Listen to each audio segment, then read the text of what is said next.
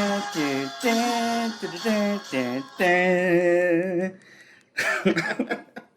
right, welcome to another episode of Vertigo Voices. With the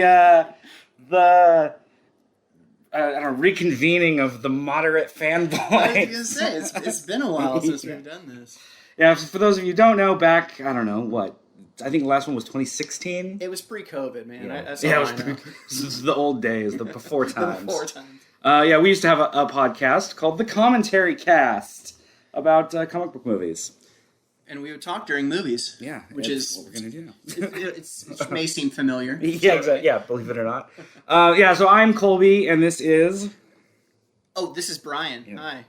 And he's been talked about on the show many times. Oh, God. And now he's finally making an appearance. This is Baer, the Bear. The Bear. And today we're going to be watching the Doctor Who television movie. That's right. As a part of Vertigo Voices. But Doctor Who, Vertigo, that doesn't make any sense. How does that work, Colby? For those of you who've actually listened to the show before, you already know.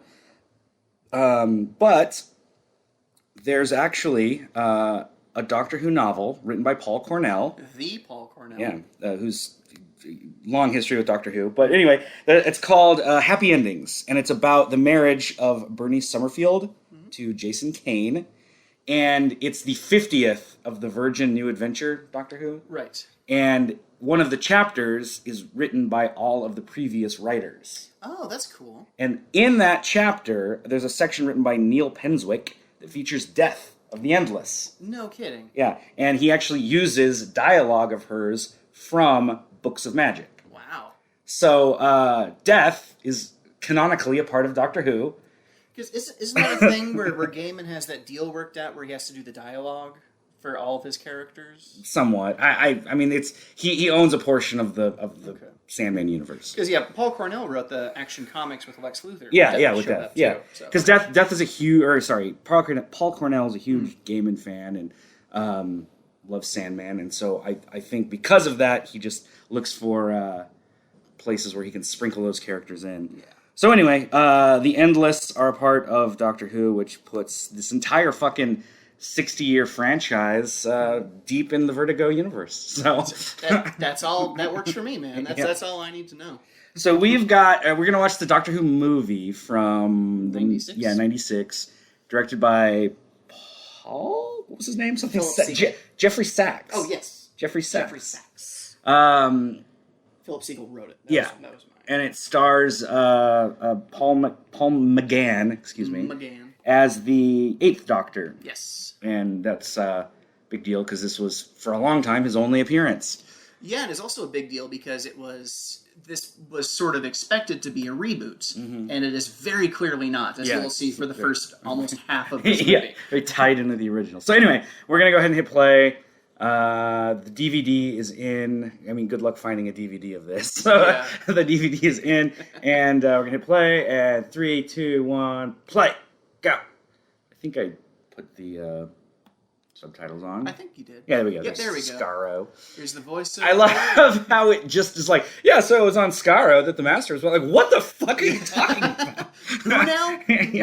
What?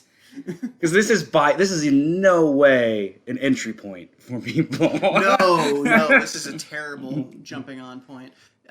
You see the Master's eye and that dissolved, but that's a callback to his last appearance in Survival from '89. That was the last televised episode where he had leopard eyes for some reason. And you can hear the Daleks there for a second. Oh, and they're all squeaky. They don't sound right. Yeah, they don't sound quite right, but and then it fades into the the Superman theme. Yeah, I was gonna say the weird Doctor Who jazzy 1990s theme. I like the theme though because they kind of like reverse the chorus. It starts in the middle. Yeah, which is what the section that I just played. Yeah, I kind of like that about it. It really stands out from the others, and it being more orchestrated. My favorite theme, I think, Paul McGann. There he is. I like that font. The yes. What's it called? God, what's the font? Comic Sans. No, the one that's like on Serenity. Oh yeah. God damn it. Oh.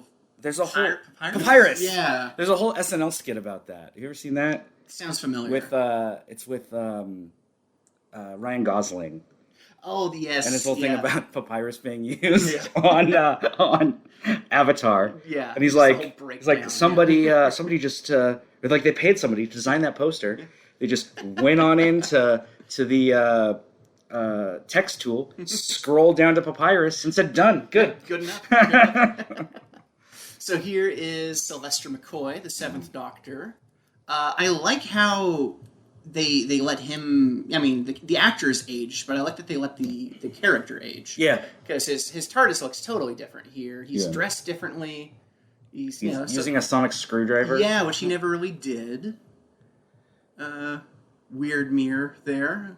Yeah, that's an odd introduction. But this was like their 30th choice of a song to be playing too. What is it? I don't even remember. It's been a few years since I've seen this. I don't know the name off the top of my head, but it was basically whatever they could afford. Yeah. It was they spent about $1 million on the TARDIS set and then said, "Oh shit." It's a really good TARDIS design. It's huge. This was the backdoor pilot. They were going to say, "Oh, we're saving money in the long run," and everything's going to be set on here. Yeah, it didn't quite work out with this being its only appearance as well. But I love all the seal of Rassilon. The infinity sideways thing is the Eighth Doctor. You know, it is a good visual thing, and it looks kind of timeless. It does, because this could be the TARDIS in a modern interpretation of Doctor Who. Yeah, but it's also very like Jules Verne. It's got the old-fashioned sci-fi. Yeah, it's very like steampunk sci-fi. Yeah. And jelly babies. Yeah.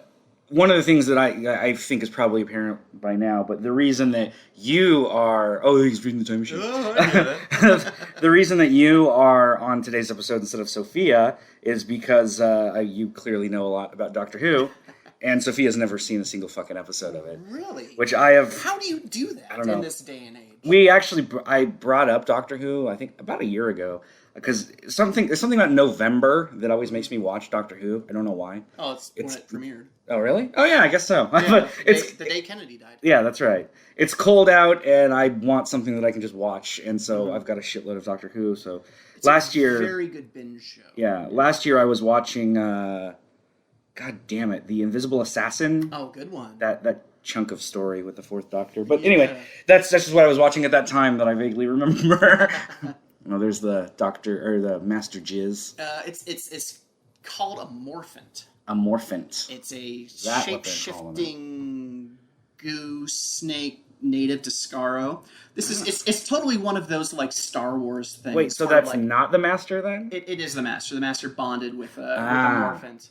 This was his way of escaping his execution. Death. Yeah, which is what he does. But it's one of those like modern day Star Wars sort of things. The retcon. Something just happens in a movie, and then years later they write a book about it to explain what the hell just happened.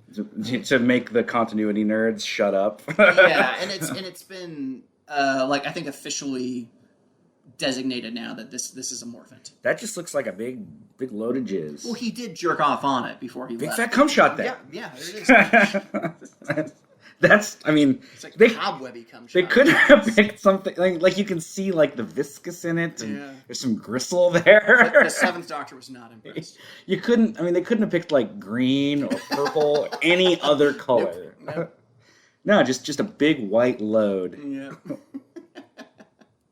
So here we go to the then future of 1999. Yeah, that's another thing I forgot about this, is it's like of that late 90s, mid to late 90s anxiety about the year 2000. Yep. And there's so many stories that were like, it's going to be set on the year 2000, the world's going to end. And blah, blah, blah. Y2K, man. Yeah. That's what the original Sandman script from the 90s was all about the year 2000 as well. It was about Sandman and his brother Lucifer having to recover the Dreamstone before the year 2000. Like they were in like a competition to recover the Dreamstone, or else the world would end. Time doesn't really work like that for them, does it? That's everything about that setup is fucking stupid on every fucking level. like that John Constantine opening of the sci-fi car chase. Yeah, exactly. Yeah. Forgot about that. I never forget about it. Wake up thinking about that. GT Cell, I believe, is his name. He's great as the Master's henchman. Yeah. He's done some of the audio adventure stuff. Now, he's come in a couple times, along with Daphne... last name. What is her last name? I want to say Holloway, but that's the character. I thought Dr. Grace Holloway. Yeah. Doctor Who TV movie? Oh, there we go. TV movie. Her name is Ashbrook. Yes, it came to me before I saw it. It's funny because I was thinking Eastbrook, but I was like, that doesn't sound right. Way off. Yeah. Oh, it's a big old section on Wikipedia here about all the almost cast or people who read for the part of the Doctor. Yeah, because this was a big role because Doctor Who had been off the air for like 7 years when this came out. Mm-hmm. And this was going to be the big, we're bringing it back, and it's going to be specifically set for American audiences. Yep, this was a co-production between the UK, CBC in Canada, and Fox. Yeah. And that many cooks. It's I'm pretty sure. Bam! How the Doctor just gets gunned down by an Asian gang, just out of nowhere. I think they were speaking some kind of Asian. Pretty sure it was an Asian gang. For those of you who don't get the reference, go watch The Cable Guy, directed by Ben Stiller. Yes. So just I never noticed that. Did you see that the TARDIS windows? Yeah. They had like a fucking stained glass look to them. Yeah, like when the light hits it just right. Is that actual tinted glass, or was that just the reflection? I think it was the reflection. There's a lot of neon in the alley. And then for a minute I thought maybe we were seeing the color scheme of inside the TARDIS. Oh yeah, I'm sure that was just a happy accident. Yeah. Like the skull in the background of Punisher Warzone. Yeah. Yes, this was filmed in Vancouver, doubling for San Diego? San Francisco? I thought it was San Francisco. San Francisco, yeah. Hold in there, old girl. Hold up on there, old guy. Yeah, so I brought some reference material with me here. May as well jump into that. Yeah. So I got a book entitled Doctor Who Regeneration, which is the story behind the revival of a television legend. Hold on one second, real quick. There he is. Eric Roberts as the paramedic, who then becomes the Master. Eric goddamn Roberts. Personal friend Eric Roberts. Yes. Yeah, you guys go way back. Yeah, we all go way back. We'll have to get into that in a minute. But yeah, it's a very cool book. It's pretty hard to find at this point. I forgot. They give him the alias John Smith. Yes. Which is a joke in Doctor Who for years. Yeah. It seems like anytime the Doctor needs an alias, he goes by John Smith. Yeah, I'm pretty sure. I actually can't think of an occasion when he hasn't. Yeah. In the one with fucking David Tennant and the werewolf, he goes by Jamie McCrimmon. Remember? James McCrimmon, I guess he calls himself. Which is a reference to a second Doctor companion. It's when he uses his Scottish accent. Yes, this book is interesting because it has a lot of making of this, but also about a solid 5-year span of people trying to get this movie made or a new TV show made or something like that. And yeah, it's there's about 3 pages worth of just names in here of people who read for the Doctor or were considered for the Doctor or who they called to read for the Doctor and never returned their call. Yeah. Basically everybody. Mm-hmm. A couple Americans. Nobody was happy about that. Tom Hanks was in the running. Yeah, I'm pretty sure that I remember hearing that McGann and Sylvester McCoy were the only Brits on set. Really? Yeah, sounds about right. I'm pretty sure that's the way it worked out. But it was made by huge fans who'd been trying to get this made for years and years. I don't know how well that comes through in the final product because it does seem very fanish in some respects, and also not at all in others. It's one of those initially it kind of feels like fan fiction, Yes. Like trying to maybe insert yourself into the Doctor a little bit. Right, like I'm trying too hard. Yeah, and they're like, well, the first Doctor, or the 7th Doctor comes down and gets killed, so then we've got the 8th Doctor, and you know what? He's going to be human now. Because, half human. Yeah, half human. Yeah, because it's that whole American audiences need a better POV character. That's why Spock is only half alien. He's got to be more relatable. Yeah. Amazing Grace. Yeah. I like how she's introduced the same way that Dick Tracy is. Shedding a single tear at the opera. Yeah. I'll be back later. I really want to see how it ends.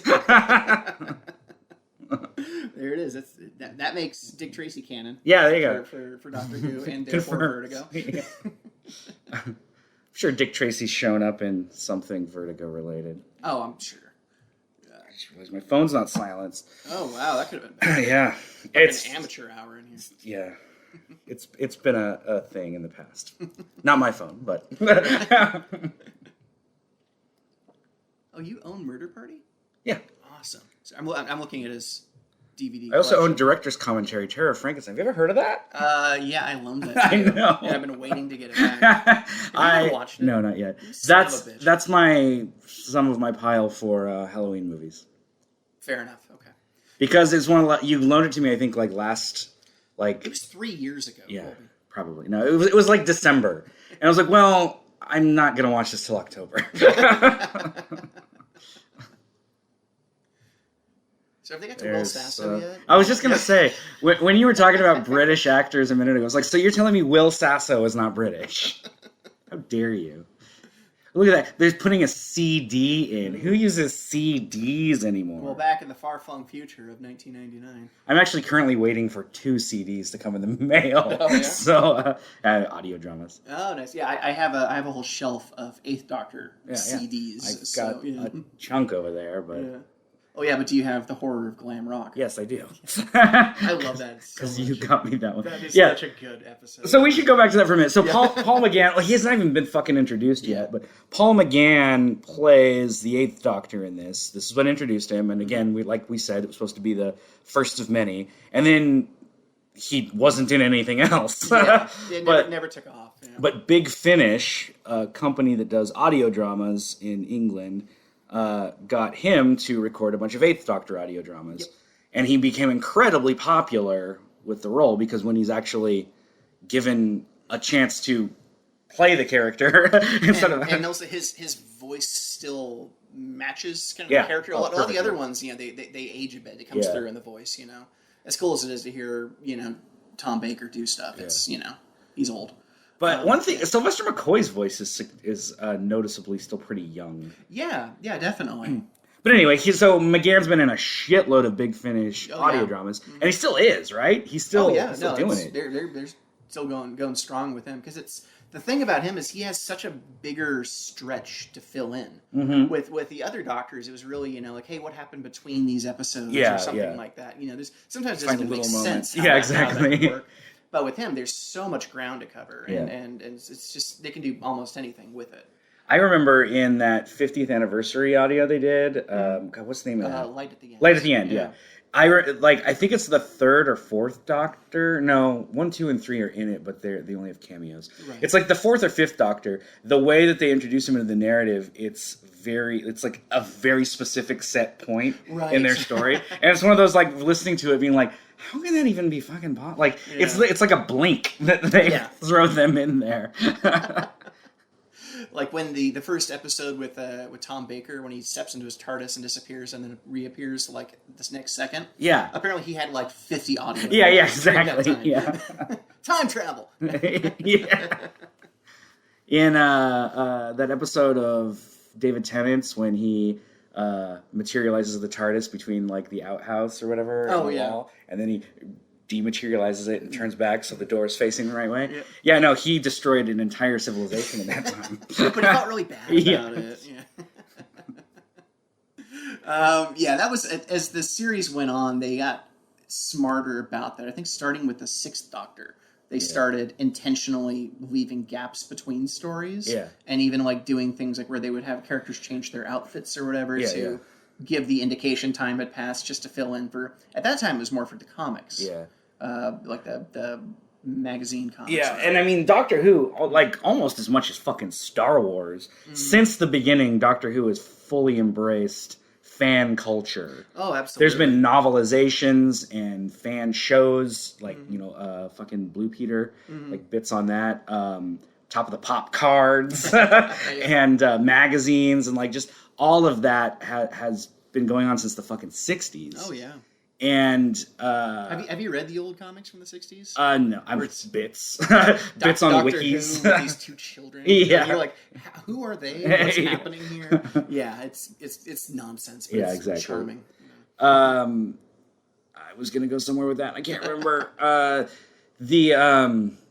Embracing fan culture. Yeah, I mean, just it's always been a part of that. It's been baked in. Oh yeah, and fan culture is kind of what saved the old episodes. Oh, absolutely. Because back in the 60s and 70s, the BBC didn't have any reason to save old tapes because like we didn't have a home video culture. People didn't have VCRs or anything, and shit was aired and then thrown out. Yeah. And they deleted or cleared or whatever old tapes so that they could be reused.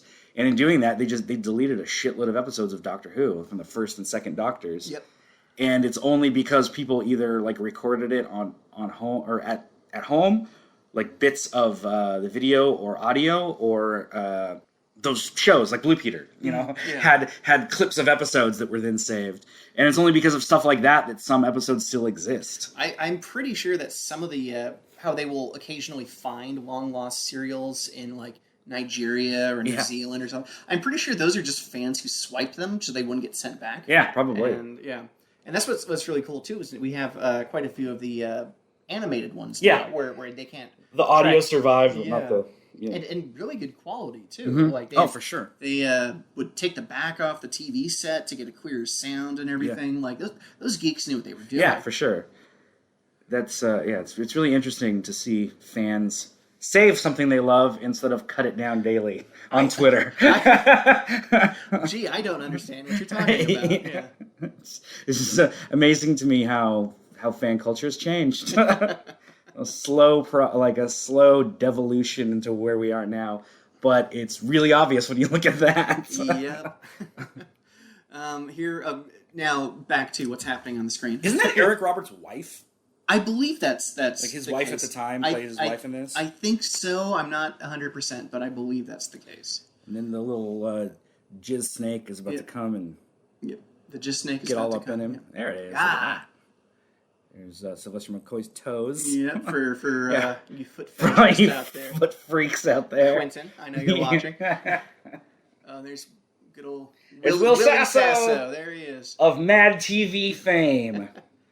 Of, what was he in? Drop Dead Gorgeous? Was he in that movie? Of Doctor Who, the TV movie. Yeah, that's true. He was in that. He got all up in them feet. Look at that.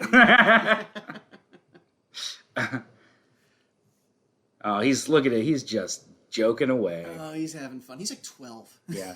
There's a bit he has later that is so fucking cheesy. There's a line, even more than that. Mm-hmm. It's after the Doctor breaks out. He has a I remember. I can't remember the line. I know his inflection and the way he says it and the way he looks. Yeah. It's so goofy. It's a very spacious morgue. Yeah, plenty of room for a resurrection. Yeah. They also kind of changed the rules on regeneration here because he's already dead, right? Yeah, it's because the surgical implement. Oh, that's right. Yeah, and so it's he says that he regenerated wrong this time. Yeah. So it's one of those. It's addressed but not really explained. Kind of like the Master turning into a jizz snake and shoving itself down Eric Roberts' throat. Yep.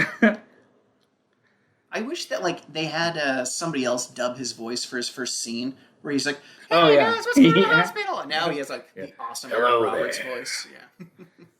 So Eric Roberts nowadays is still playing the Master in Big Finish Audio. He's only got a handful of those by now.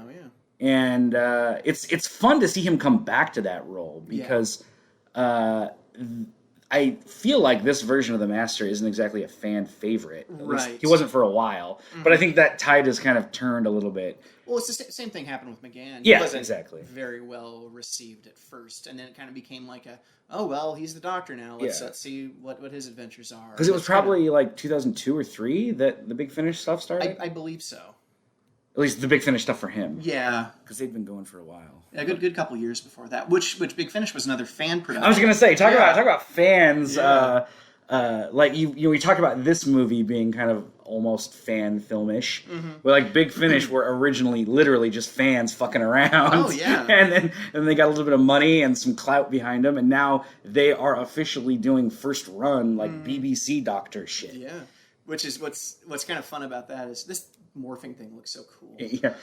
Also, his fucking just contorting his face. Yeah. But the I was going to say, one of the very early ones they did with their own made-up Doctor, who I believe was voiced by Nicholas Briggs, was later remade as, I think, Paul McGann's second one, The Sword of Orion. Oh. The Cyberman story. It's always fun when they do that, too, like the Paul Cornell story, Human Nature. Yep, that got turned into an actual episode. Dalek, I want to say. Oh, really? Yeah, that was a Big Finish one, but that got changed quite a bit. Yeah. I just remember the novel Human Nature was about the 7th Doctor. Right. And then it got turned into a 10th Doctor episode. Yeah. 2 episodes, whatever.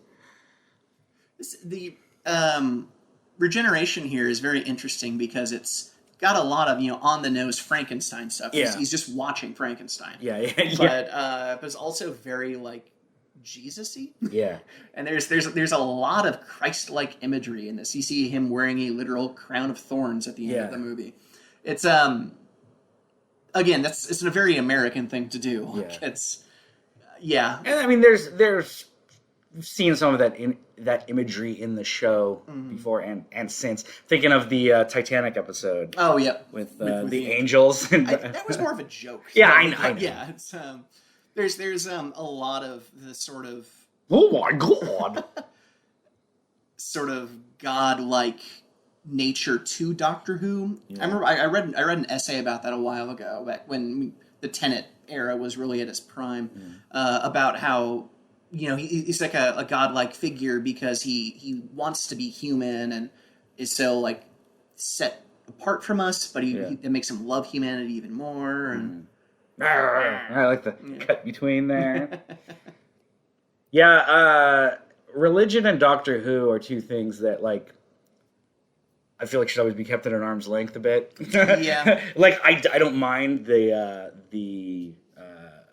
what's the word? The illusion, of him being like a Christ-like figure or whatever. But at the same time, Doctor Who is all about reason and knowledge, which are two opposing viewpoints to religion.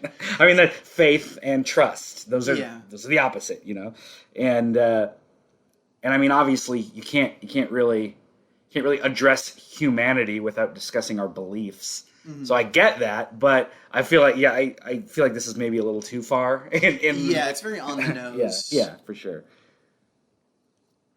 And I always like the Doctor when he's the compassionate outsider. Yes. He sees us and tries to understand our beliefs, but he doesn't really believe. I feel like there's a lot of that in McGann's interpretation of the Doctor. He's always been seen as a very compassionate sort of person. He's very he's very cheerful and outgoing. A lot of that kind of drops away in the later in the audio stuff. He's not quite as chipper, but he has a lot of that after Tamsin. Yeah. But there's a lot of his sort of, there's a great line later in the movie about I love humans. Always coincidences. I was literally just going to say that. Yeah. I always seen coincidences where there are none. Yeah. And there's all that jizz just dripping out of his mouth. The Master. Yeah, intercut there, another big Christ-like moment.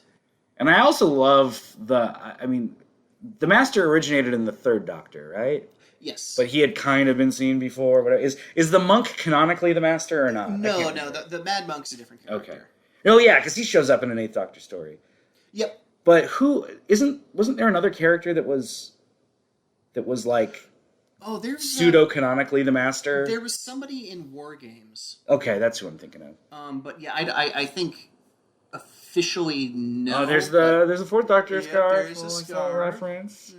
Maybe I'll try this. No, that's for losers. That's for British idiots. That was another story I'd read about. We're American. About the making of this is one of the big fights they had to get the movie made like this is that it was like one of those absolutely, he is going to regenerate from Sylvester McCoy, or I swear to God, I will burn this place down. Because the studio said, well, everybody knows the Fourth Doctor. Why doesn't he just regenerate from Tom Baker? We'll bring back Tom Baker. and it's like, you don't understand this property at all. Fucking idiots. Yeah. There's the Wild Bill Hickok. Which it doesn't look like Wild Bill Hickok at all. It's like a green velvet coat. Yeah. And the funny thing is, like, if this was actually a Halloween costume, that would be made out of like flimsy, stupid material. Exactly. You get it fucking Halloween Express or whatever it's called. Spirit Halloween. My headcanon is this actually is a cheap Halloween costume, but he likes it so much at the end of the movie. He finds the TARDIS closet, which is, makes his own. Yeah, so big. He already owns the individual pieces. Yeah. That's my story. I like how, they give him that costume, and it works well enough for this. It's fine. But it's just like, it looks very like American idea of what a stuffy British person would wear. Right. And I love the way they redesigned that when they brought him back for Night of the Doctor. Yeah. Because the components are the same, but it looks different. It looks more weathered. It looks more just utilitarian. Real world. Yeah, exactly. And because that's another, I guess technically he's only had 2 on-screen canon appearances. That's right. Because of this. And then during the 50th anniversary of Doctor Who, they did a couple of shorts that I guess set up the new story. With the War Doctor and all that, and they brought back Paul McGann for a regeneration scene. Which I remember getting a text from you. Yes, it was like 6:30 in the morning. Oh yeah, and you're just like, oh my god, go to YouTube. Oh my god. I told you to go to YouTube, type in Night of the Doctor. Do not look at anything. Just click the video as soon as you could and watch it. Oh, here we go. Here's the line. I'm at our hospital. Just the way his mouth, he looks like a little kid that thinks he's being really funny. Oh yeah, like at that age when everybody's doing a Jim Carrey impression. Yeah, exactly. Yeah. And the crew is probably just off camera being like, "Oh, that was hilarious. That was great. This is gonna age well." Yeah, that you know what? In one. Let's not even try another one. So speaking of Night of the Doctor, my 2 other reference books I brought are from the Black Archive, which is a subsection of Obverse Books. They do a lot of like fan stuff, and I have the one, number 25 is all about the Doctor Who TV movie by Mr. Paul Driscoll. Nice. And the 49th one is all about the Night of the Doctor by James Cordray Smith. So these are very cool. Let me see the Night of the Doctor one. Yeah. Give me that. So it's very, very interesting stuff with that, with a lot of the history and a lot of like fan interpretations and what it means for the broader context. There's a big chunk in the Night of the Doctor book talking about like how do you even define a Doctor Who story? Is the appearance on Blue Peter considered a story? Yeah. Is the entire serial a story, or is an individual episode a story? Is Night of the Doctor even considered an episode? Yeah, it's a mini-sode. Yeah. I don't know who the fuck cares. Yeah, I don't care how to define it. It's just all Doctor Who. Because then you could get deep. I mean, is a season a story? Mm-hmm. Is an episode a story? Is a scene in an episode? It's all a story. It's all story. Doesn't matter. Yeah, let's burn up that 2-heart picture. I like seeing the X-ray. It's one of those, they always talk about the 2-heart thing. I feel like it comes up a lot more nowadays than it used to. But I don't think that was introduced until like the second or third Doctor.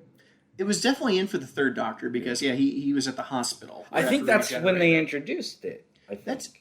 Or maybe it was mentioned. It may have been mentioned, but that was definitely because I think they had the X-ray in that episode too. That was the not the terror. You see his tattoo. That's right. It's Spearhead from Space. Spearhead from Space. That's the first Auton story. That's right.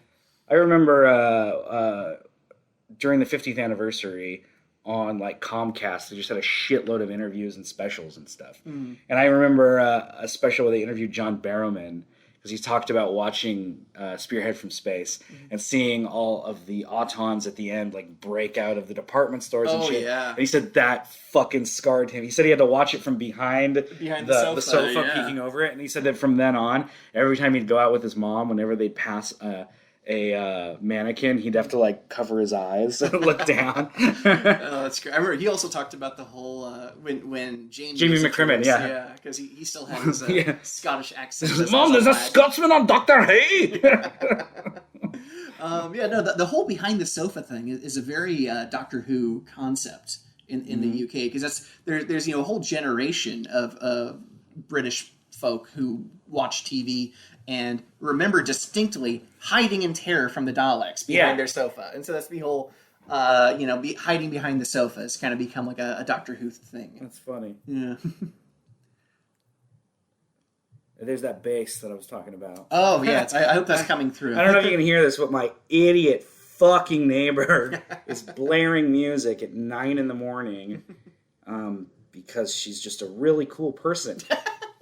And I really want to be friends with her. Hey, I like this song. Quiet. Yeah. I want to listen. I really like the part in this song where it goes and makes my floor shake. So here is the. I suppose this is a meet cute. Yeah, sure. He's already Ford Explorer, whatever that is. Yeah, he's already technically met her, but this part I think is great. Where he pulls the shit out of his chest, digs it out of his own body. Yeah. And you get all the energy and everything that McGann has. He's dialed up to 11 in like every scene of this movie. Some good body horror there. That is. I have 2 hearts. I love the part too. Like it comes, I guess it's later, but when they had to redub because the director fucked up the number of. He didn't realize, 12 regenerations means 13 lives. Right. Oh, it's a Range Rover. I thought that was a Ford Explorer. Look at this guy. Look at that fat piece of shit. Just, what's going on? very Andy Griffith. Yeah. There.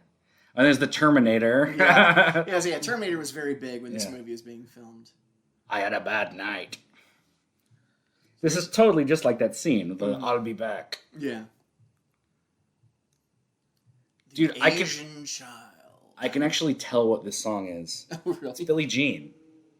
Who just blasts Billie Jean? Idiots. Oh man, there's some more body horror. Yeah. Forgot. That was supposed to be more of a thing. It was just between time and budget, like he was supposed to be like deteriorating. Yeah. Because he's technically dead. He's like a zombie or whatever. And it's just burning through the bodies, which was another thing when the previous the Asian child. When previous stories with the Master, when he would steal somebody's body, and then it would be a whole thing like that happened on Traken when he took Nissa's dad's body and the Anthony Ainsley Master. Yeah, and that was a whole thing about like how to keep that version of himself alive because it's just the Master's too cool. You know, people can't handle it. I remember the story about the first Master was Peter Delgado. Was that his name? Peter?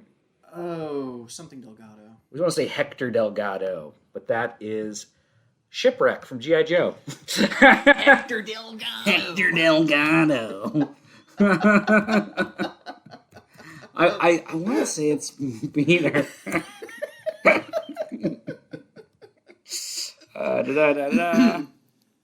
Roger Delgado, yes. Roger Delgado. So he was the original Master, and didn't what's his name? The third Doctor. What the goddamn name? The actor. John Pertwee. Yes. Didn't he leave the show because of Roger Delgado's death? Yeah, Delgado. Because they were like great friends. They were really good friends, and after he died, I think he did one more season. Yeah, and then he was. Yeah. I just remember a quote from him saying like, "It's just not fun. Like I lost my friend. I don't want to do this anymore." Yeah, which is very understandable. Yeah, and that's just like I kind of there's obviously there's some serious tragedy there because he lost. They were clearly good friends, and when he died, like like you said, it just wasn't fun. But there's something kind of like beautiful about that. Yeah. Of those two friends like just making historic television together, especially as enemies too. Yeah, exactly. Yeah. And I love that they could channel that into such a great back and forth. Yeah, I think the anesthetic. Oh, that's mess right. with the regeneration. There it is. I'm gonna get a syringe. Which, this is a huge dangling plot thread. She takes a syringe of his blood. 13 lives. Yep, there it is. Yeah. Takes a syringe of his blood and X-rays of him and all this biological information about a Time Lord, and then just leaves. Yeah. And that actually comes up in one of the Doctor Who monthly stories. Really? He comes back years later, and she's working for UNIT, I think. Oh, that's or cool. somebody, and it was trying to clone a Time Lord, and it turns into a whole monster thing. And she's just how you showed up on my at my work. You have all this information about me. You tell me that you're half human. You leave me with your blood and tell me I'm going to do great things. What was I supposed to think? And it was and it's never really, explained in that story. But that's all very good points. Yeah. I think that would have been great to bring her back as a unit scientist who, you assume, she knows the Doctor, she's going to be a sidekick or whatever, and then have her come back as a villain. That would have been great. Yeah. Oh, there's a TARDIS key. Yeah. Very different from every other TARDIS key, which just looks like a key. I thought one of the old ones had a TARDIS key similar to that. I think Pertwee might have. I swear I saw another. It's shaped like that, but it doesn't look quite the same. It's a good design. Yeah. There's the whole. It's bigger on the inside. Yeah. Got to have somebody see the call box and then go inside and get freaked out. I love how it's just the threshold is completely different. Yeah. How the doors always look different between the inside and outside. Yeah, and I like in the new show, especially how they have that, where it's just at the same door, but this one it's very different. Yeah, since the 9th Doctor, you've seen the same doors. But because I always assumed there was an entryway. Right. You go in one door, and then you have to, it's like an airlock or whatever, and then you go in the next set of doors. But you never see that, so that's just a headcanon. If it's not on screen, it's not real. Yeah, exactly. Oh, this was the scene where there was originally supposed to be a Dalek plunger. Isn't this in this scene? Oh, just hanging out around. No, he originally. Let me see if I can find a picture of it. The Master goes over to this giant drawer, wall of drawers, and he was going to open one and pull out a Dalek plunger. As he's just talking. And then people they realize people might not get that reference and just think he has a wall. Maybe. There's the hypnosis, famous for the Master. Dalek plunger Eric Roberts. Yes. It's a good Google search. I wonder what watch list that's going to put me on. Just the weirdest porn you can imagine. Doctor Who movie deleted scene. There's naked Alec Kingston. Which, thank you. A lot of Avengers stuff. Yeah. How come? Just, I guess, deleted scene. Just automatically. Dalek, maybe. I know I've seen this image. There wasn't a lot cut from this movie, as I recall. Oh, for fuck's sake. I'm not getting anywhere. It doesn't matter. But,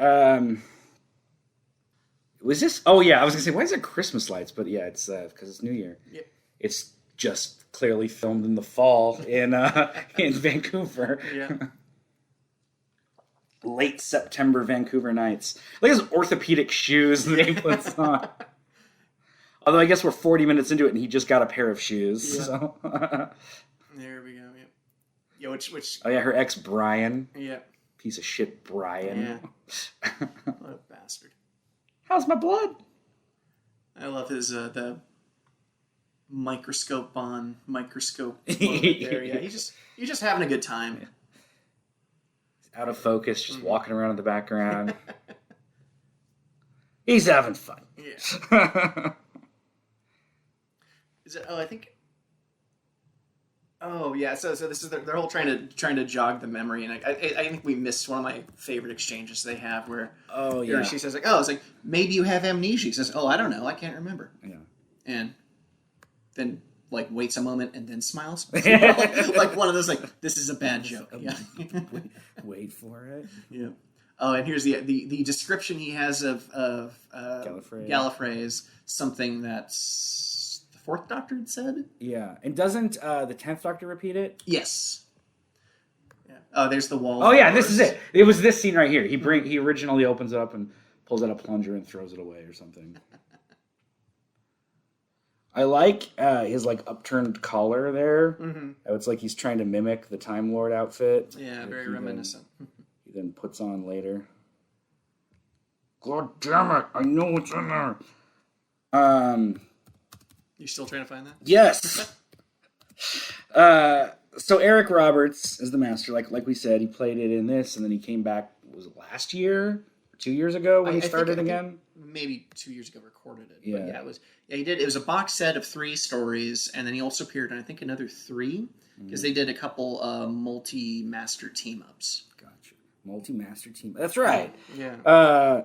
Because they got Missy doing some stuff over there now, and they've had I don't know if it's Ainsley or one of the other guys doing stuff for them for Derek Jacobi. Yeah, Jacobi's been doing the War Master stuff. Yeah, which is funny because that's like a version of the Master that was supposed to be hidden. You know, like they didn't know he was the Master. Yeah, and he's only in one episode, and then now he's been in like a million Big Finish things. Yeah, I got the impression in the episode that it was like that was.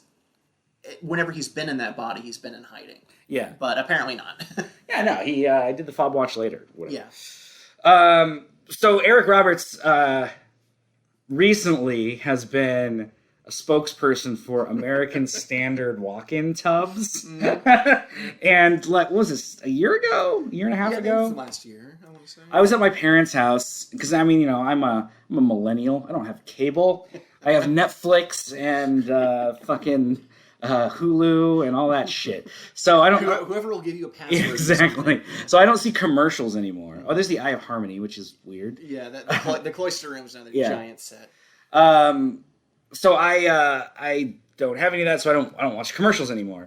And I was at my parents' house and saw an ad for American Standard tubs featuring Eric Roberts. This was last Thanksgiving. And I remember texting you and being like, hey, Eric Roberts is in these commercials. And every time I see him now, I just think of the Master. So this is clearly the Master trying to sell tubs to humans. It's a diabolical plot. Yeah, absolutely. And we kind of joked about this little plot of the Masters back and forth for a little bit. And then I kind of forgot about it.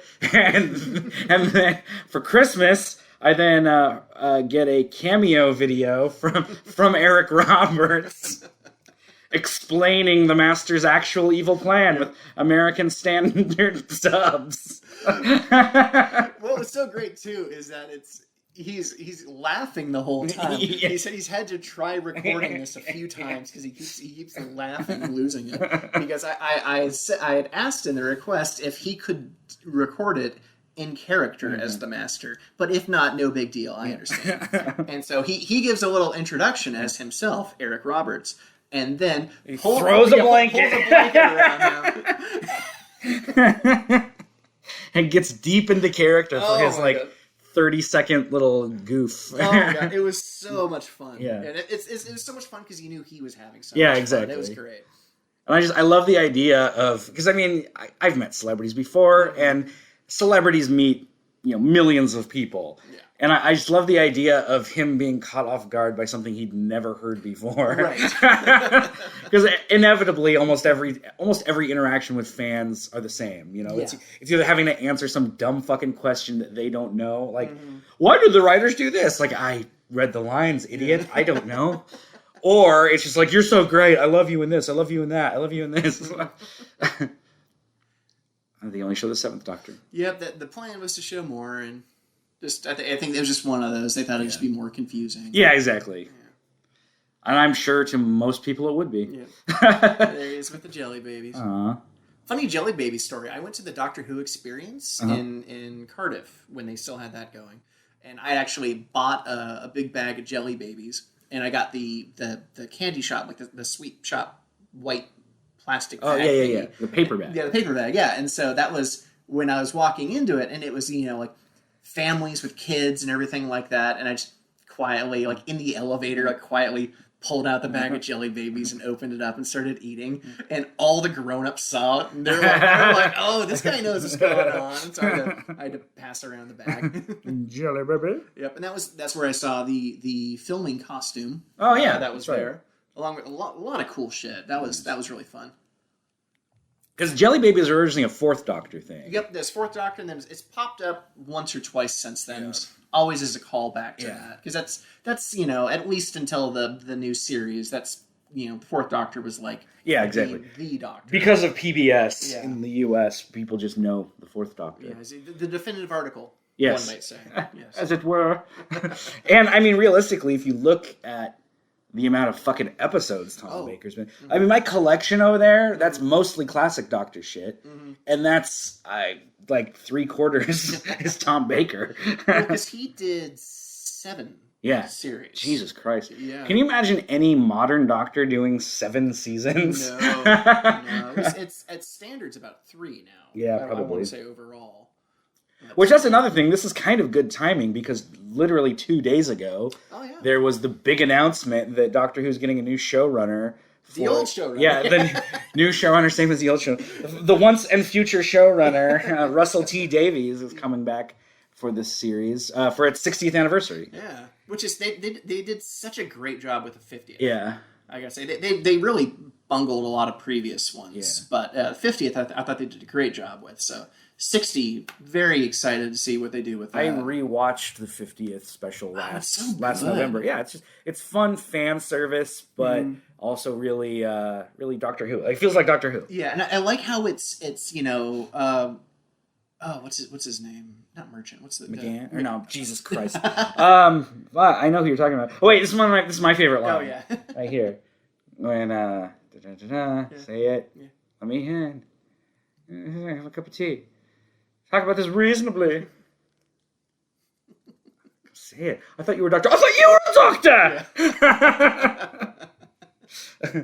Yeah. Moffat, by the way. Yeah, Moffat. Yeah, Stephen Moffat. He does his timey wimey thing in that one, but it's not like overly so. Mm-hmm. There are some of those style episodes where you're like, "What is even happening?" Yeah, right exactly. Now? And that one is like it's a fun little spice to add in there. It's not like getting in the way of the story. I like Moffat. Jesus, I like Moffat as a writer. I really don't like him as a showrunner. Yeah, because he's like his Captain Jack story. Like the introductory World War II episode. Yeah, that was a really Doctor Dances. Is that what it's called? Yeah, Doctor Dances. Empty Child and the Doctor. Yeah. So that one was a fun at the end of it. He's like, everybody lives. Yeah, and that's every story since then. Right. He refuses to let anyone die. Everything has to be open-ended. Mm-hmm. No one can have any tragedy. Mm-hmm. He'll kill off characters and then cut back to show that they didn't die within the episode. Oh, God. Amy and Rory got 4 farewell episodes. Yeah. I remember the biggest noticeable one to me was Maisie Williams' character. Oh, yeah. Who has a very self-contained story, gets killed off, and is then brought back to be like Dr. Junior. Like immortal somehow, yeah. I'm like, don't. That's fucking dumb. Mm-hmm. Oh, the gravitas here. Yeah. Grace. I just lost 20 pounds. Congratulations! In 20 minutes. I also love how she just watched him walk through a plate glass window, and she's still like, "You're crazy." Yeah. This is bullshit. I don't believe you. These were real newscasters from Vancouver. I love it when they do that. Yeah. Somebody pointed out just the other day on Twitter, just noticed that this is the same newscaster in 5 or 6 different Marvel movies. Oh, really? Across different media.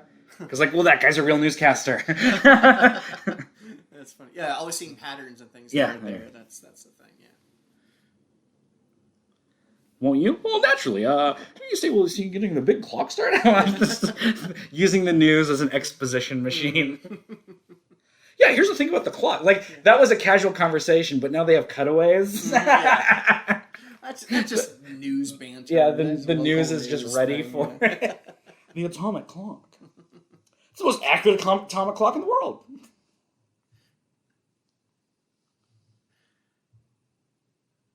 What was that? Dun, dun, dun. Hello there. What's the beryllium sphere from? Oh, that's from Galaxy Quest, right?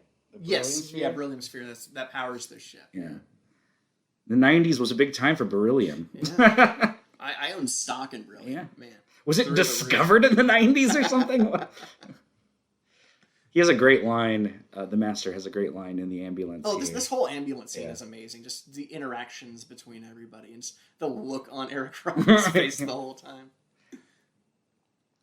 When they know that they know each other, and right. the Doctor doesn't know how they know, and right. they're both tensely staring at each other.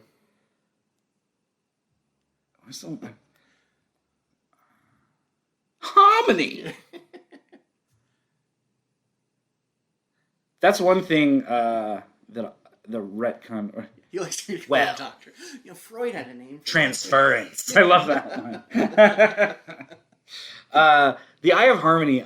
That's one of the retcons in the new series that I really liked. I like the redesign, like the Eye of Harmony. The dying sun or whatever. Yeah. In this, there's something about it in this that just doesn't work for me.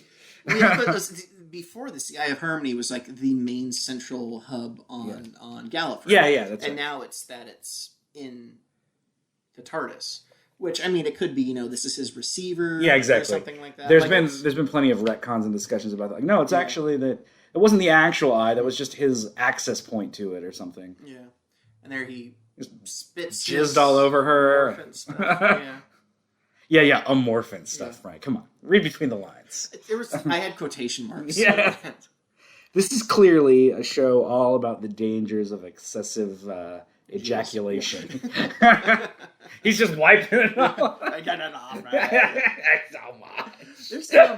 There's, talking about Eric Roberts' relationship with this, it's really interesting because it's one of those roles where it's depending on which interview at what time, he would have wildly different things to say about this. He would either say, he loved doing it, he spent time in the UK, was familiar with the characters, and this was something he always wanted to do. And then other times saying, I didn't know what the fuck I was doing. The director was an idiot. And then, other times saying, it's one of my favorite things I saw him say about it was that it was not so much like playing a character as so much as dressing up for Halloween. Yeah. And he definitely has that energy. Yeah.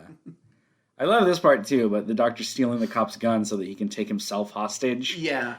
It's a very Doctor thing to do. Yeah, totally. The whole holding back death thing is this whole... Because it doesn't go anywhere. Yeah. Yeah, it's again, something else from a previous thing. So, originally what was supposed to happen was the Master was supposed to be bringing back the dead. Yeah, it was the dead would be rising to take over the Earth, or to destroy everything, and he was going to try to control them or whatever. And so that was going to be the whole thing about Grace had wanted to become a doctor because her mother had died at a pivotal time in her life, and so this is the whole thing about she became a doctor to try to hold back death, and then she's seeing that's what the Doctor is doing, and so it's I think at one point. The Master was going to use a vision of the mother to influence her or something. It's like Masters of the Universe. Yeah, exactly like Masters of the Universe. Like Courtney Cox. Yeah. and Chris Pine's mom. Yeah. Here's another Terminator 2. Yeah, totally. I was just thinking that when they got on the motorcycle. Yeah. T-1000. Mm-hmm. I don't like the zombie thing, holding back. I don't know. I feel like that wouldn't work. Yeah, it's I don't know. I think it could have. I don't know if it would have worked in this sort of a story, though. Anything has the potential to work, I guess, but it just, I don't know. Well, instead of just, there's a lot of stuff that's kind of dangling. It was the fact when they could get this made, it was kind of like, okay, let's jump on this and do this before they can say anything. Yeah. So they had a script that had been cobbled together from multiple drafts. So a lot of stuff I don't think necessarily clicks right. Well, and this also is a pilot. Yes. They're looking to set up things to then pay off later. Right. And it's an interesting idea to create the Master as the villain and then kill him off. Mm. Because, this is a character that's already written to be recast. Yes. So it's one of those, if we can get Robert's back, great. If not, fuck it. We'll give it to any Joe Schmo that's a big, like a C-list actor that we can throw in to give some clout this week. It's a role that's created for the celebrity guest star. Yes, yeah. There's a lot of that sort of vibe in this, and where it could be taking place anywhere at any time, but because this is the late '90s, they're going to try to do a whole.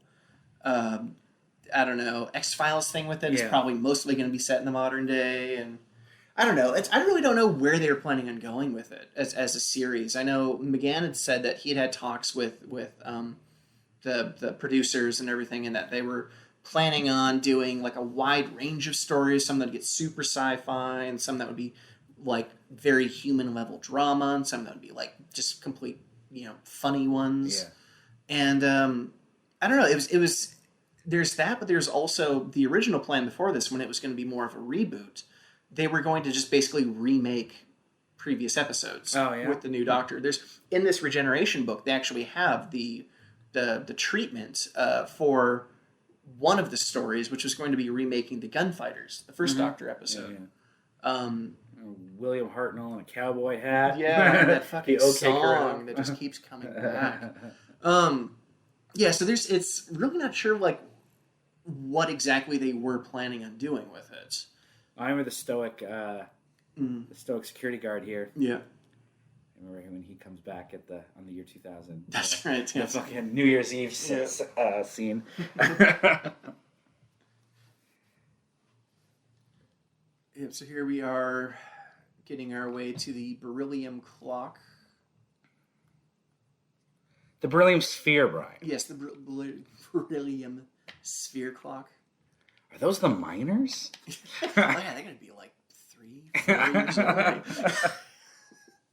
I was just reading that Tony Shalhoub, apparently when he got the script, the character like had no direction whatsoever. It's just like literally just say the lines. So he just decided it'd be funny if he was stoned all the time.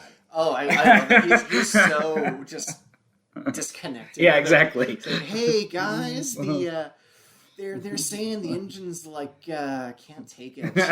So, FYI. I just love when he gets off, like when they all get rocketed onto the ship, and he steps out. He's like, "Huh, the hell of a thing," as everyone else is just like freaking out. Well, this guy's almost dressed like a doctor. Yeah, I bet he auditioned. I'm sure he is, probably an actor who has done a few, maybe had a few bit parts in shows, maybe a couple movies. He's really popular in the Toronto theater scene. Well, he played a cadaver on Prime Suspects. Yeah, exactly. And got the call like, "Oh, Doctor Who's going to be filming here." What? I've got to audition. Like, yeah, no, you could play, scientist number 4 who the Doctor interacts with for 5 minutes. Like, I'll take it! Speaking lines. So. Yeah. And he tells his family, yes, I'm going to be the new Doctor Who. Is this where he said he's half human on his mother's side? Mm-hmm. That's right. Which I assume would have been gone into, and if this went to series.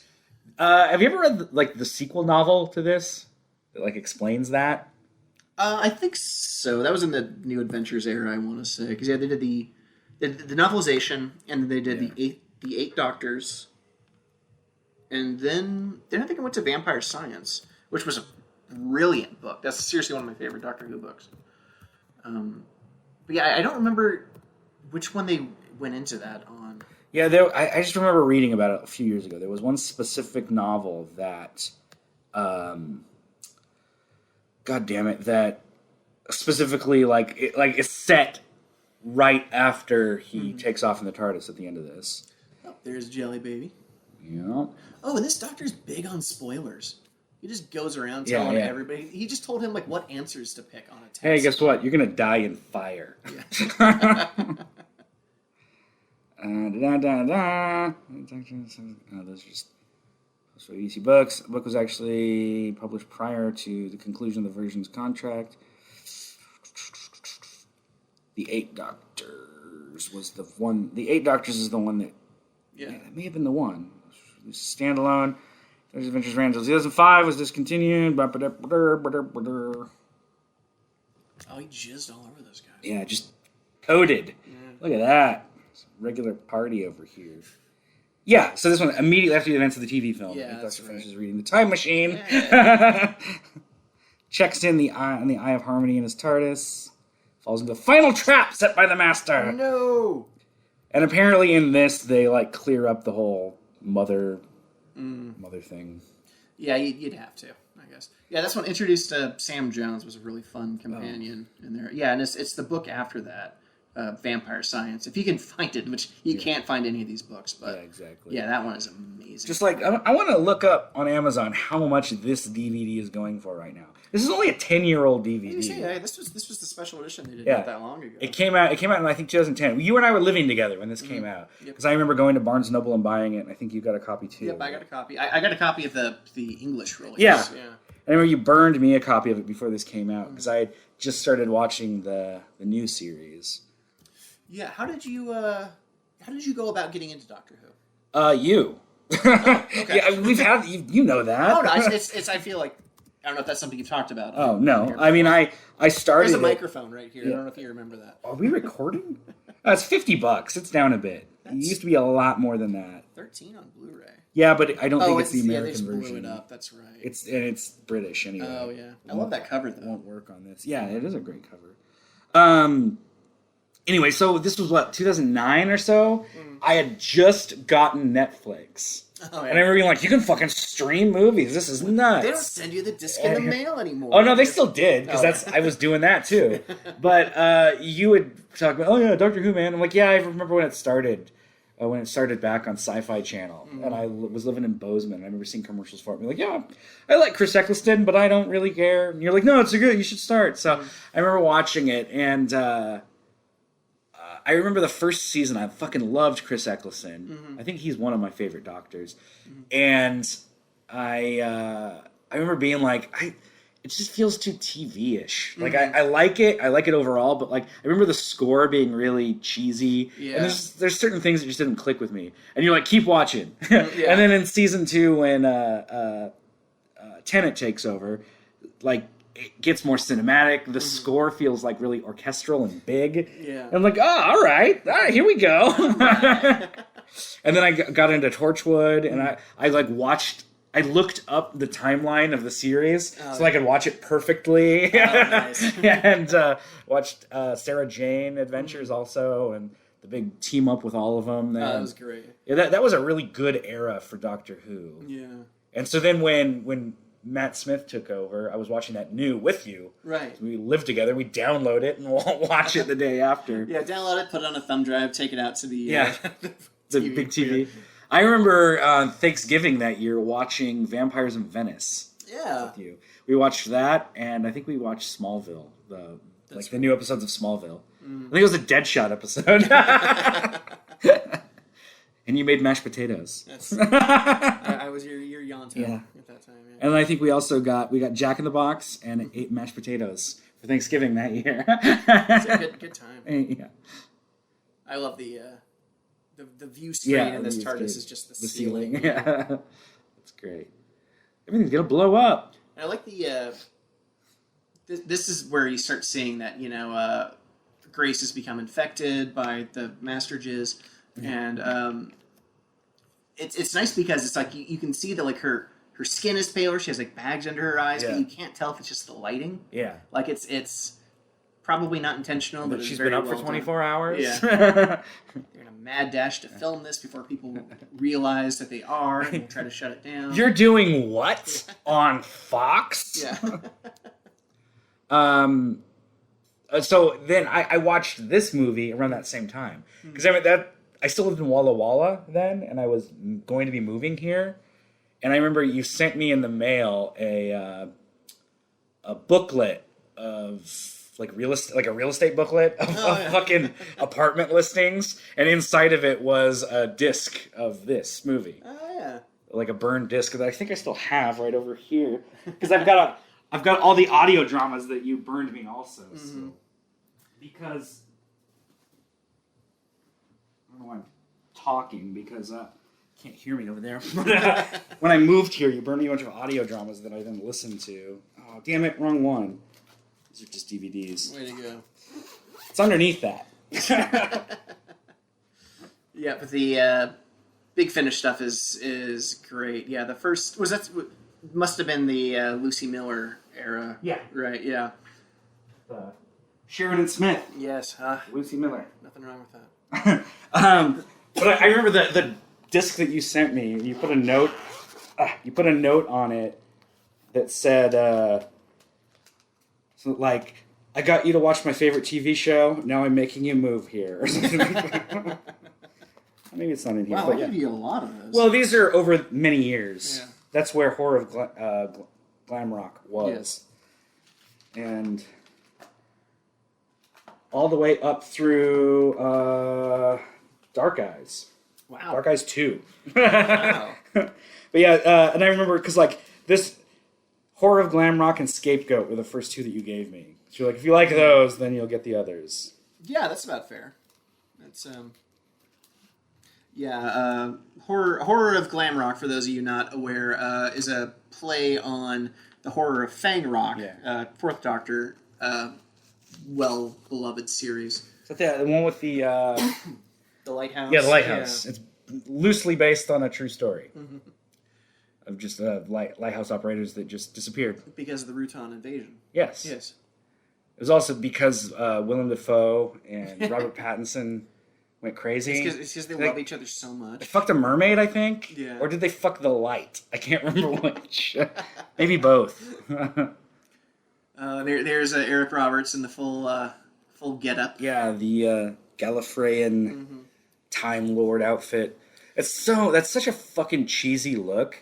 But for some reason, it works every time it's on screen. Yes. The 70s to now to then, it's something about that look just works. I don't know why. Yeah, and that's where you start to see a lot more of the detail and like stuff that would probably never supposed to be on screen. Yeah. Where of the all the little insignias and the Gallifreyan language, and you have all the Rassilon's heads seals on everything. Yeah, like on the buckle or the clips on his shoulders. It's got the Rassilon seal. And you said this will never be able to get a true Blu-ray release, right?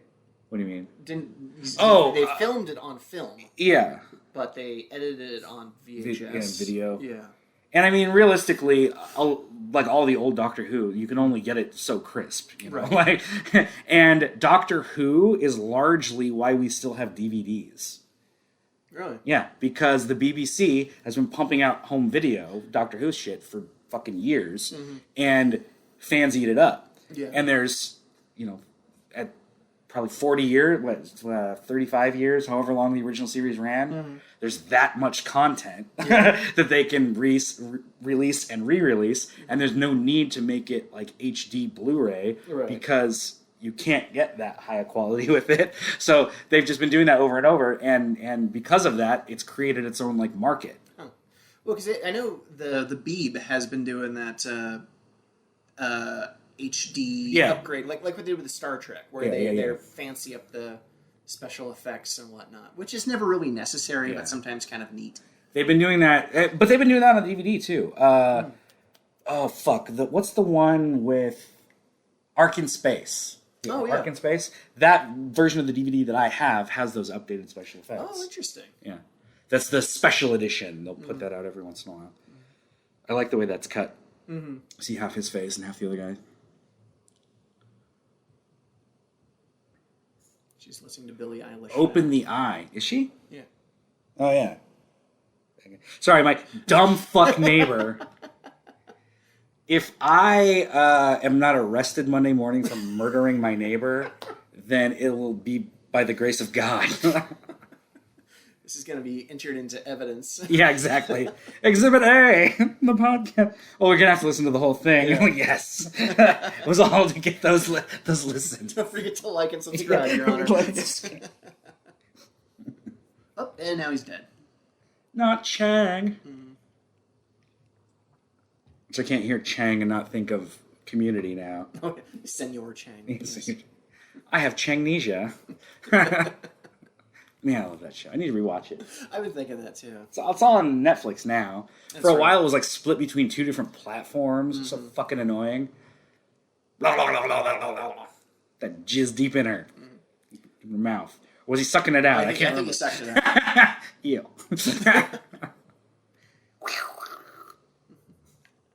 Yeah, this whole... It has to be powered by a human... Yeah. Why? Yeah, a lot of this doesn't really make sense. But, it's also... it's a TV movie from the 90s. Yeah. It's this is around the time of Generation X. But that one is like, rock solid logic all the way through. No bad creative choices. Solid acting. I rewatched that not too long ago, probably a year ago. With the commercials? No. Because I have a DVD copy. I used to have a VHS copy with the commercials. Yeah. And it had, because that was part of like Fox's like fucking Mardi Gras programming or something. Right. And it kept cutting to Howie Long at a Mardi Gras parade, sitting on a motorcycle. Like, I'm Howie Long, and you're watching fucking Generation X, guys. Like, this is the best. This is the best thing in the world. You're never going to get better than this. And then you got the Red Lobster commercial was the best part. Yeah, there's a Red Lobster commercial featuring Michael Clark Duncan saying, it's so juicy. Pinnacle of his career. Mm-hmm. Yeah, you can see that Red Lobster commercial and say, that juicy guy's going to go places. He's going to be Kingpin someday. That's right. He's going to be fucking Kilowog. There's sparks. That's always a bad sign. Yeah, you can't. Star Trek taught me anything. Sparks means you need to like jump to the left while the TV tilts to the right. The screen tilts to the right. Have you seen where they? Where they visually correct it. Yeah. Oh my god, that's so adorable. Look at them trying. I remember watching like an interview, or maybe it was like a making of Star Trek in like the 90s or something. Jonathan Frakes was walking around the set, and he was explaining that, like, yeah, we just kind of shake. And I was like, that's fucking nuts! Oh my god! I never would have guessed. The magic of TV! There's a lot of looking at the camera in this sequence. Yeah. Like, the chick with the, like, moon mask did that. And then it's creepy when she does that. Will Sasso just did that. Mm-hmm. And doesn't this guy, the wannabe doctor, do it in a second? That's how people talk about me, too. This What? guy who thinks he's the doctor. The wannabe Piece doctor? of shit. Yeah. That party looks awful, by the way. Yeah, exactly. And I love how, like, you can tell who they actually cared about dressing up and who they just half-assed it. Yeah. Like Will Sasso, just wear your Nixon mask. Yeah. He doesn't have a real costume. Everybody else, you're not getting a close-up. So stay out of Will's way. He's the star. Let Will Sasso do his thing. So I feel like there should be like an epilepsy warning for this sequence. A lot of flashing lights. Yeah, they didn't do that back then. That's been like within the last year that they started adding those to things. I don't think they did that from... When did that kid have a seizure in Japan? Oh, in like the 90s? Yeah, like I say, no, they I mean, if it's like, there's the mouth pop. If it's like designed to induce epilepsy, then like maybe, but it's even now it's not. I mean, it's not like it's in everything.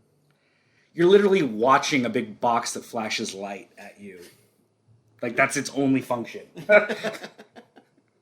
I had a friend in college who was epileptic, who like we'd be talking about video games. Like, yeah, it's a great game. Like, can you play that? Like, can you play video games if you're epileptic? I don't know anything about it. And he's like, well, sometimes. And I was like, okay. He's like, yeah, well, I take medication. I'm like, does that help? Kinda. I'm like, okay. Like, what happens when you have a seizure? Like, well, it's a seizure. I fall over and, like, seize up and all that. I'm like, so is that, like, when does that happen? He's like, it can't. Like, it happens when I drive sometimes. Like, and you still drive? Yeah. He's like, yeah, I mean, it just depends. And so I remember talking about this and talking about video games, and he was like, yeah, like, oh, this was in probably 2005, Battlefront 2, the Star Wars game had just come out, and I bought it, and he was like, oh, I really want to play it. I'm like, well, come on over, we can play it. So he comes over to my apartment in Bozeman, we're playing it.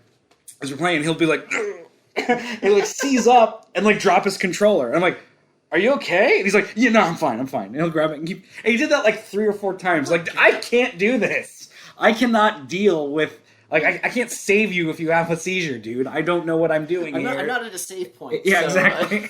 I'm going to have to keep playing. Sorry. And the fact that like maybe if he had explained to me more about epilepsy and or how to deal with it or what I would need to do. You stab him with an EpiPen. Yeah, maybe. I don't right fucking know. Yeah, just give him a shot of adrenaline, Pulp Fiction style. Yeah. But it's not like he would steadfastly refuse to address it, and then so I was just like, well, then I'm not going to do this. Yeah. It's funny because I've known lactose intolerant people like that. Yeah. But that's just oh, my stomach's upset and I shit weird. Yeah. Like not, I'm going to fall on the ground and choke on my tongue. Exactly. Yeah.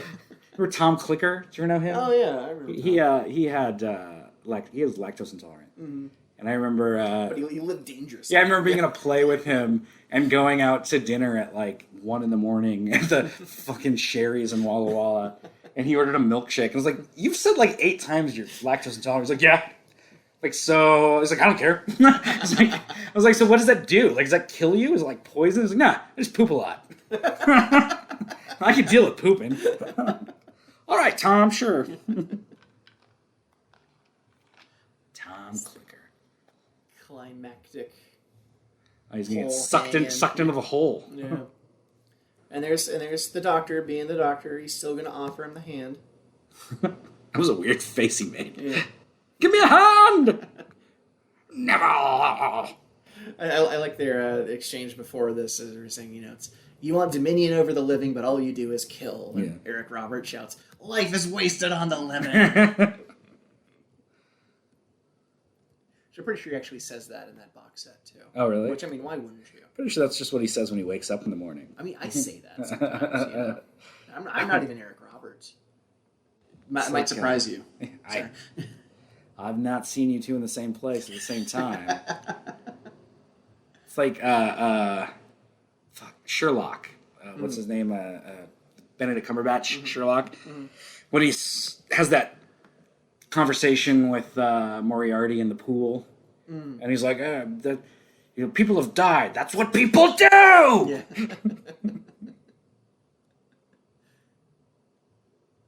So you get a Moffat being a showrunner. Yeah. I didn't mind Sherlock by and large. It seems like public perception is dramatically turned against that show. People fucking hate it now. Yeah, it's the Game of Thrones thing. Yeah. I didn't see past probably the 3rd season of Sherlock. Pretty sure I've watched the whole thing, but it was released so spottily. There's no way to know. Yeah, pretty much. What's to say? Yeah. That wig staying on. Yeah. That was another thing McGann hated about this was just the wig. Yeah. I remember him saying that he would gladly redo or come back to the role, but as long as he doesn't have to wear that fucking wig. Yeah.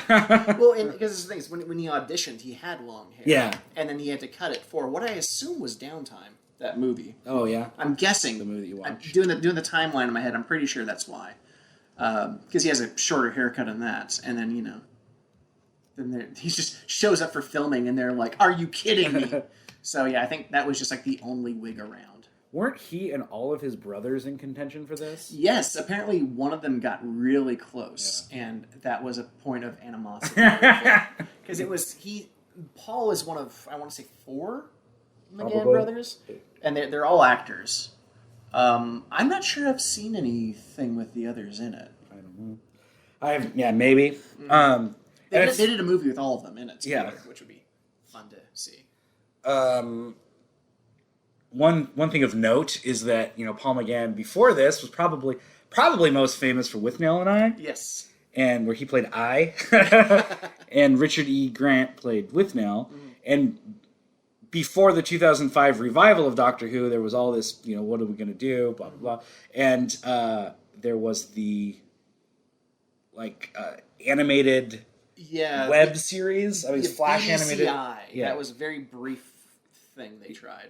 Yeah, where they wanted to kind of bring back Doctor Who for the new generation and the fucking flashy new style of animation. So they made a Flash animated movie, or was it? No, it was a short 6-part. Yeah, series. 6-part. Yeah, but each episode was 8 minutes, something like that.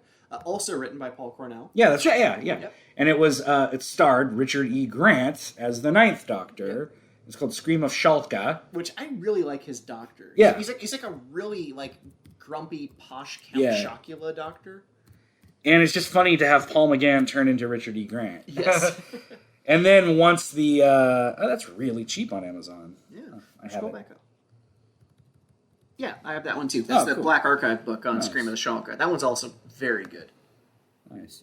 That so that like failed. I mean, didn't take off. Well, So, it's the problem is actually it was a timing thing. Oh, that's right. It was released like the same day, maybe the day after they announced that Davies was bringing the show back, and so it was like just their legs were cut out from under them immediately.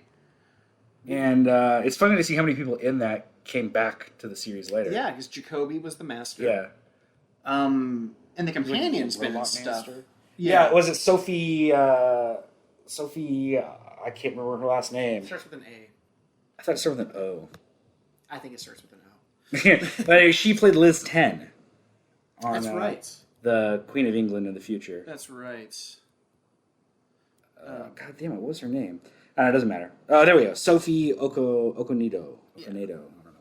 But anyway, it's just, it's funny to see how, like, the legacy of those characters coming back. And then, Richard E. Grant showed up as the Great Intelligence. Yeah, that's right. Him slash... wasn't Magneto the voice? Yeah, Ian McKellen. Yeah. Was the voice of the Great Intelligence. I prefer to call him Magneto. I think he prefers that as well. I think he likes to be called Gandalf. Gandalf and, what was that? The wizard that Sylvester McCoy played? Oh, I don't know. I didn't watch that. Radagast. Ah. Yeah. Oh, we should also talk about the 5-ish Doctors reboot. Oh, yes. That was fun. During the 50th anniversary, the surviving classic Doctors made their own little short film tie-in. Except Tom. Oh, that's right. Yeah. Yeah, so it was Sylvester McCoy, Colin Baker, and who's the fifth Doctor? What the fuck is his name? Peter? Peter Capaldi? No. It's Davison. Peter Davison. Yeah, Peter Davison. Yeah. I didn't even. I literally typed Fifth Doctor and then it came to me. Very, very, very goofy. Maybe half hour, 40 minutes long. Yeah. A little short about them trying to get into the 50th anniversary. Yeah, good kind of meta thing. Yeah. I just love the constant jokes about Sylvester McCoy working in The Hobbit. Yes. It's like, well, I'm not filming today, but Peter likes to have me around because I'm kind of his muse. Like they're at a convention or something, and they see Paul McGann signing autographs. They're just all like muttering to each other, like because he's like, he got a call back to do this show. He's still acting right now. And then he just shows up. He's like, I heard you guys are going to try to get in on the 50th. I want in on it. I don't know what you're up to, but I'm in. Yeah. And then Sean Pertwee was in it. That's right. And I love my favorite cameo in it was John Barrowman. You remember that? He's like he's like picking his kids up from school or something, and he's he's listening to his own music. He's got a wife, and he's like can't tell anyone about this. I forgot about that. Love the idea of him like being like a closeted straight man. Yes. Which did you hear a few months ago? There was like this firestorm of controversy because because he kept pulling his dick out. Well, no, because who's the guy that played Mickey? Noel Clark. Yeah, Noel Clark. It was the whole thing about like sexual harassment. Or so he just threw Behrman under the bus. Well, no, this is that was from an old interview, like years ago. Yeah, because he said like, oh yeah, Behrman's always pulling his dick out. Like I could draw that from memory. Ha ha ha.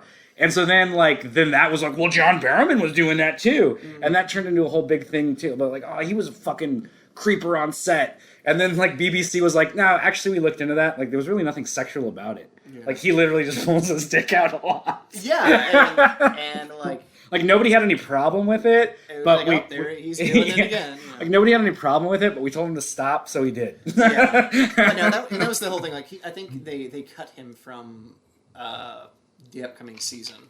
Oh, really? Over that, which is I'm sure that was happening when they were getting me filming and stuff like that. So, yep. So the movie just ended. Has nothing to do with John Barrowman's dick, but I feel like it would be an honor to see John Barrowman's dick. I would applaud. I've seen his ass plenty of times because I'm friends with him I follow him on Facebook, and he, I don't know, like 8 or 9 pictures out of 10 feature his ass somewhere. Yeah. Hey, John Oliver was listed in the credits as John like a Oliver. driver. I don't know. He read for the part.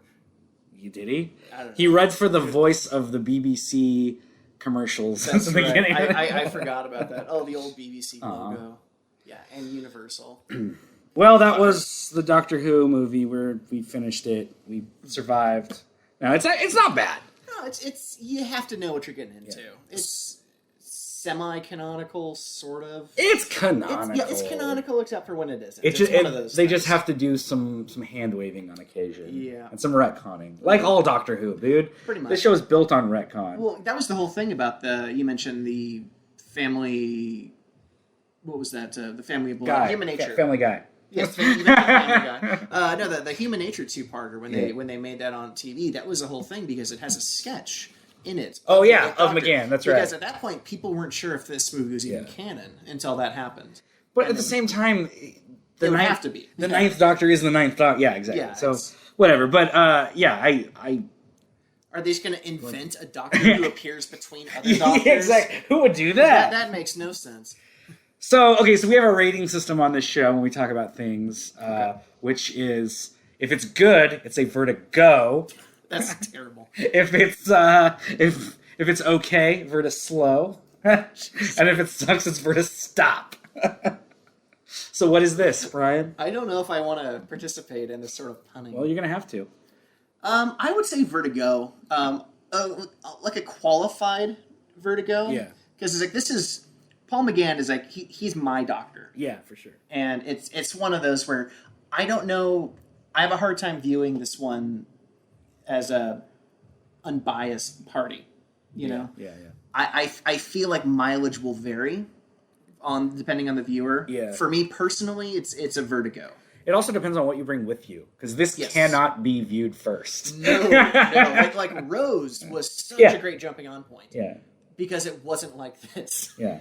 When I was just talking to Sophia yesterday about this recording, and she was like, where should I start with Doctor Who? It's like, well, there's 2 points you can start. Yes. 1963 or 2005. Pick your poison, you know? Yeah, see, what I did, I started with the reboot, and then I worked my way backwards. Yeah. So I caught up, and then I did this movie, and then I started from the beginning of the 7th Doctor. Oh, really? And then started from the beginning of the 6th Doctor. Interesting. And so it made a lot of weird cliffhangers in my own personal timeline. I watched, I watched the series 2005 plus as it was going, and then I watched this, and then I remember buying An Unearthly Child. Oh yeah, like the first. There's this box set of the first 5 episodes of the original series. It's called The Beginning. Yeah, I bought that from Suncoast Video in the mall. I miss Suncoast. They used to have a decent Doctor Who selection. That's right. And anyway, so then after that, I watched a bunch of first, random, second, third, whatever. Well, those are so spotty anyways. Yeah. And then from Spearhead in Space, no, not Spearhead in Space, the last third Doctor, Planet of the Arachnids, or Planet of Spiders, whatever it's called. Yeah. From then on, I've watched up through the 4th Doctor. Oh, nice. And then, I don't know, some of 5 and 6 and 7. But it's all spotty. It's the middle season with the 7th Doctor is just fucking cool. I remember hearing stories about how the first season of him is just shit. Yeah. And then there was a massive course correction. Yeah, that's the middle season's so good. The last season's pretty good, but that's where they were clearly on their way out the door. Is that with Battleground? Was that the last one? That was second to last one. Okay. Survival was the last one with the leper people. Anyway, that's been Doctor Who. We talked Doctor Who. It's because it's Vertigo. It's Vertigo. Totally Vertigo. Dr. Vertigo. The scene with Dream was cut, unfortunately, in this movie. Speaking of which, did you see yesterday the posters? The trailer, too. Oh, shit, I didn't see the trailer. The posters look amazing. Yeah, exactly. But anyway, so Vertigo Voices, like and subscribe. Come to my trial after I murder my fucking neighbor. It's still going. I have no idea if any of it's showing up on this audio. But if it does, we're going to have words that are going to turn into fists. That's going to turn into a gun, I'm sure. You have letters tattooed on your knuckles. Yeah. So. Die, neighbor. Yeah, have some words with their face. Yeah. Like and subscribe. Follow on Twitter, Instagram, Vertigo Voices, email at Vertigo Voices. You all know the drill. And please let me know what you think of Doctor Who, or don't, because I don't give a shit. Oh, and come to the Lilac City. That's Comic-Con right. This next is weekend. actually going to come out after that, but Get in your TARDIS. yeah, go back in time. Naturally, because I mean that works. It's a Doctor Who themed episode, so why not? All right, well, I think we're done then. Everyone enjoy and goodbye.